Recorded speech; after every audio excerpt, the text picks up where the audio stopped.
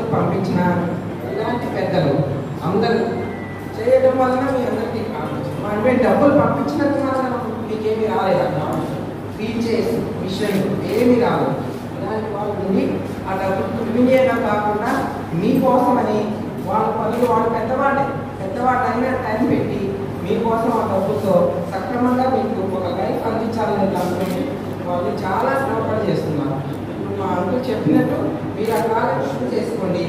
నేను మా హస్బెండ్తో చెప్తాను, ఈసారి మీ కాళ్ళే కాకుండా ఎవరైనా మా స్పాన్సర్స్ ఇంకా ఉంటే ఆ షూలు కూడా ఫ్రీగానే ఇచ్చేటట్టు చేయండి. అది కూడా ఉంటే మీకు ఇంకా కొంచెం సపోర్ట్ ఉంటుంది, అది ఫాలో ఈజీగా నడవగలరు. లేడీస్ అందరికీ కూడా మీరు మిషన్స్ తీసుకున్న వాళ్ళు వాటిని ఏం పాడు చేసుకోకుండా మీకు కూడా ఒక సెల్ఫ్ కాన్ఫిడెన్స్ వస్తుంది. మీ హస్బెండ్ మీదే డిపెండ్ అవ్వాలని పడలేమన్నా మీ పిల్లలకి కొంచెం ఏదైనా కొనాలన్నా సంపాదించాలన్నా మీకు కూడా ఒక కాన్ఫిడెన్స్ ఉంటుంది. మీరు వాటిని మీ ఇంట్లో కాకుండా నేర్చుకొని కొంచెం బయట కూడా ఏమన్నా కుట్టుకొని ఉంటే మీరు మీకు సపోర్ట్ చేసుకోవచ్చు, కుటుంబానికి కూడా ఒక సపోర్ట్ చేయగలరు. మీరు కూడా అలా వినియోగించుకోండి.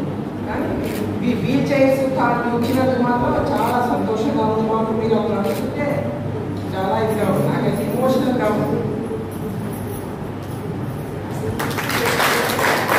వైజాగ్లో కూడా రీసెంట్గా ఒక కాల్ వ్యక్తిని కాల్ చేసి నేను వైజాగ్లో ఉంటాను సార్, మాకు ఈ అవకాశం లేదు, మీరు ఆమె చేయగలరా అంటే ఆయన ఇక్కడికి రాలేదు వైజాగ్ నుంచి.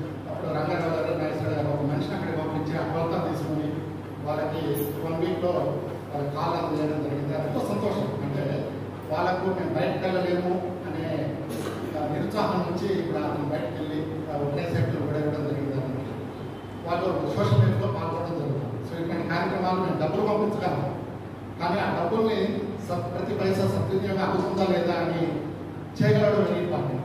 అది ఆ కాన్ఫిడెన్స్ మాకు నాగేశ్వరరావు గారి మీద రంగారావు గారి మీద ఉండబట్టి మేము కార్యక్రమం చేయగలుగుతాం. ఇప్పుడు కూడా పొద్దున కూడా ఎవరు కాల్ చేశారు, కానీ మాకు అంత నమ్మకం లేదన్నమాట. మేము ఇచ్చే ప్రతి పైసా కష్టపడి సంపాదించిన పైసా అది కరెక్ట్గా ఉపయోగపడుతుంది.